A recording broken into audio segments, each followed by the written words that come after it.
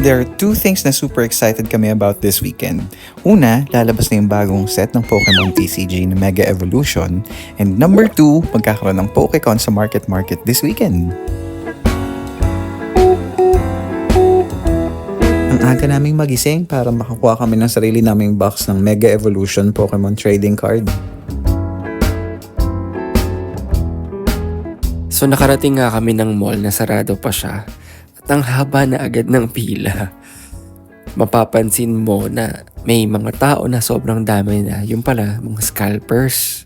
Medyo disappointing kasi inuubos nila yung paninda, i-resell, tataasan yung value para mahirapan. So ang ending, imbes na makakuha kami ng mga boxes na may 36 packs, nakakuha na lang kami ng 4 packs, tag-isa.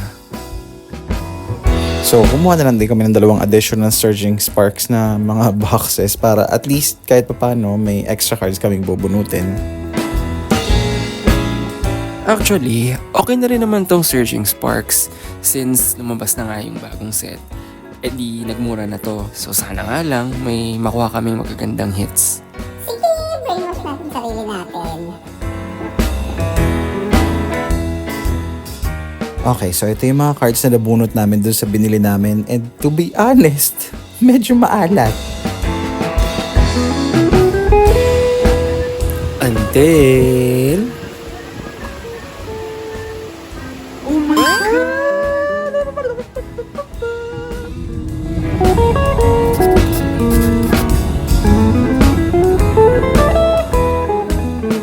It's Saturday morning. Para hindi kami mahirapan sa pag-attend sa Pokecon, we made sure na makapag-book kami ng isang hotel na malapit lang sa market para anytime pwede kaming magbalik-balik.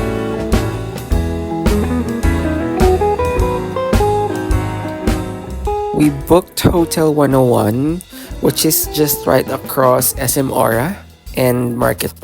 So para sa presyo, sa location, very convenient siya. Worth it talaga.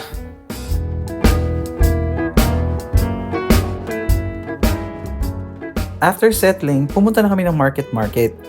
We honestly did not have an idea kung anong aabutan namin doon and what we're gonna buy, what we're gonna do. So we just wanted to see first.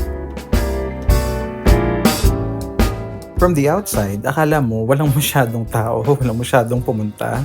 Pero the moment you get in, makikita mo yung crowd ng tao. Sobrang haba ng pila. So we thought, huwag muna tayo makipagsiksikan sa kanila. Let's have a game plan.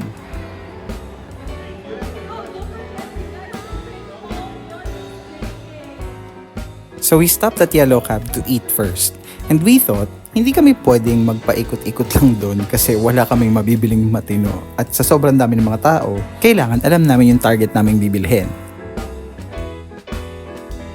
Una, get a booster bundle na Mega Evolution Pack. Kung walang Mega Booster Pack, that's okay. Humanap na lang ng ibang mga boosters na pwedeng bilhin. Number 2, bumili ng Bulbasaur plushie. And lastly, mahanap ang lahat ng Pokemon cards ng first 151 original Pokemons from Kanto region.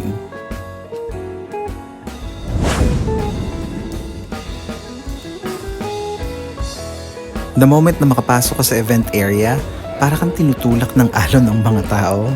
So before we show you what we got, here's a short video of everything you can see inside.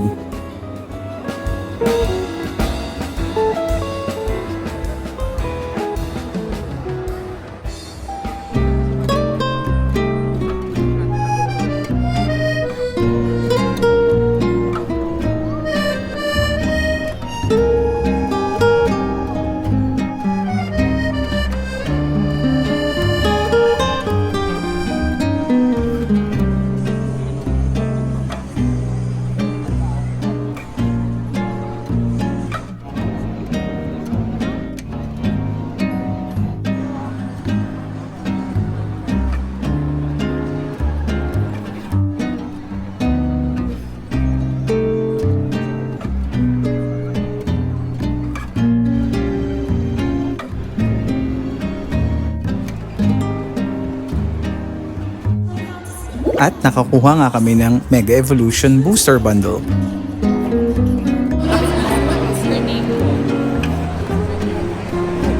Hello, Miss Jo. That was just a glimpse ng lahat ng mga makikita ninyo pag nandun kayo sa event. In the meantime, lumabas muna kami para kumain ng dinner.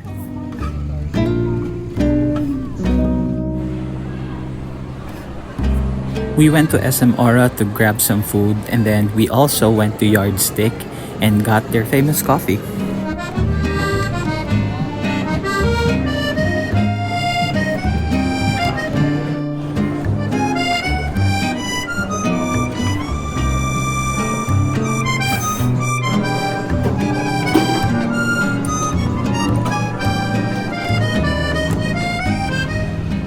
Then we headed back to our hotel and called it a day.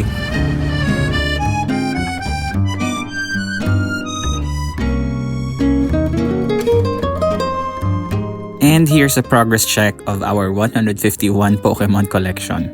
Yung first generation lang naman ang kinukompleto namin.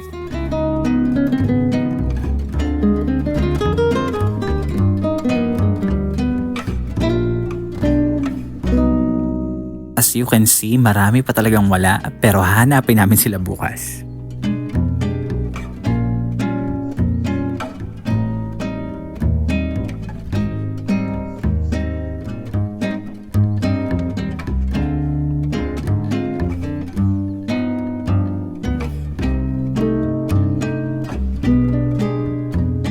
Ano mga kulang mo?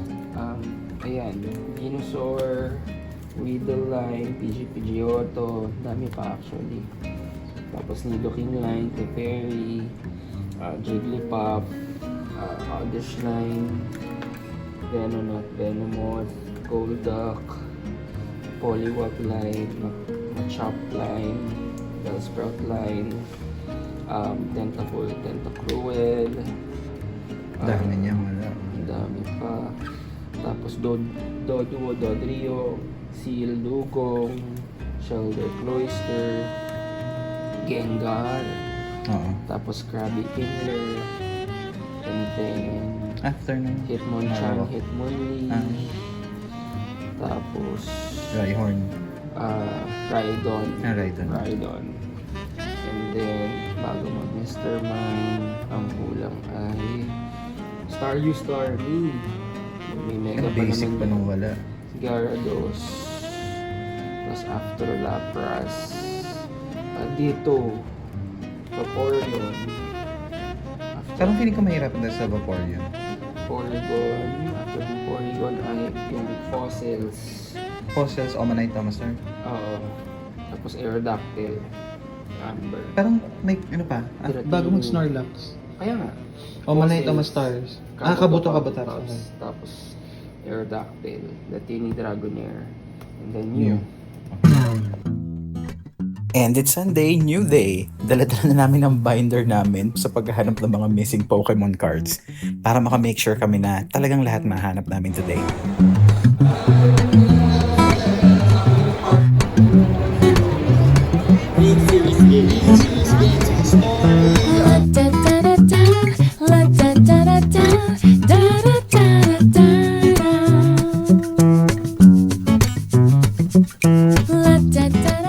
At tuloy-tuloy nga ang paghanap sa missing Pokemon cards.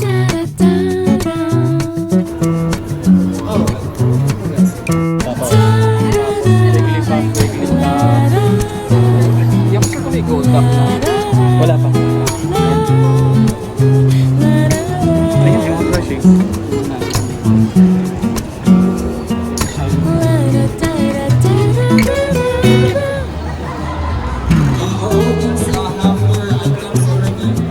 At mandirigma levels na nga talaga kami dito. Sumisiksik kami at nakikipagsiksikan para lang mahanap yung ibang mga cards na nawawala.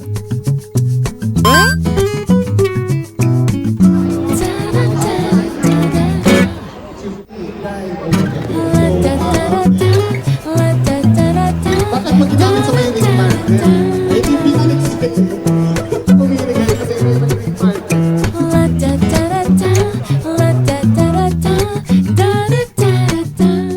At this point, feeling namin nasuyod na namin yung buong event. Pero hindi pa rin lahat ng nawawalang mga Pokemon cards ay nahanap na. So, inisip muna namin umikot pa sa ibang places dito sa BGC. Baka sakali lang.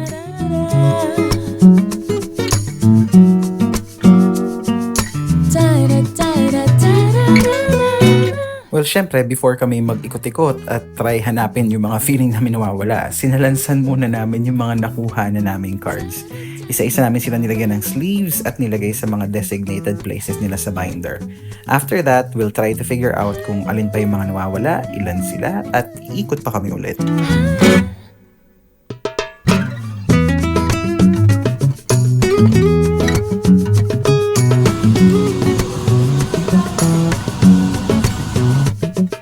At this point, we still had around 40-ish Pokemons missing.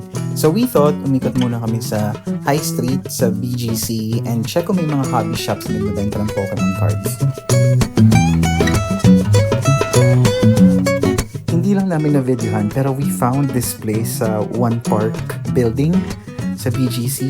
Mukhang sketchy yung place, pero nakahanap kami ng maraming cards doon. Around 10 to 20 of our missing cards. And we went back to the hotel to see how far we got. Let's check our binder. Still missing a Venusaur, Weedle, Beedrill, Wigglytuff, Vileplume, Golduck, Machamp, Dodrio, Cloyster, Kingler,